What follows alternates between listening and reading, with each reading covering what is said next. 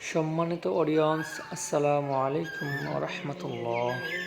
আজকে আমরা জানব বদনজরের ক্ষেত্রে জারফুক করা বিষয় নিয়ে। ইবনে আবু ওমর রহিমাহুল্লাহ উবাইদ ইবনে রিফাআহ আজ-জুরাকি রাদিয়াল্লাহু তাআলা আনহু থেকে বর্ণিত যে আসমা বিনতে উমায়াস রাদিয়াল্লাহু তাআলা আনহা বলেন, ইয়া রাসূলুল্লাহ, জাফরের সন্তানদের খুব তাড়াতাড়ি নজর লাগে, আমি কি তাদের ঝাড়ফুঁক করাতে পারি? তিনি বললেন, হ্যাঁ, কোনো জিনিস যদি তাকদীরকে অতিক্রম করার মতো হতো তবে বদ নজর তা অবশ্যই অতিক্রম করতে পারত। আল্লাহু আকবার। এই হাদিসটি হচ্ছে তিরমিজি শরীফের 2066 নম্বর হাদিস।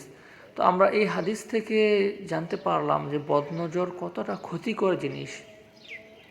প্রিয় বন্ধুগণ, সেই বদনজর থেকে বেঁচে থাকার জন্য সূরা ইখলাস, সূরা কাফিরুন, সূরা ফালাক এবং সূরা নাস বেশি বেশি পাঠ করুন। ইনশাআল্লাহ বদনজর থেকে হেফাজতে থাকতে পারবেন।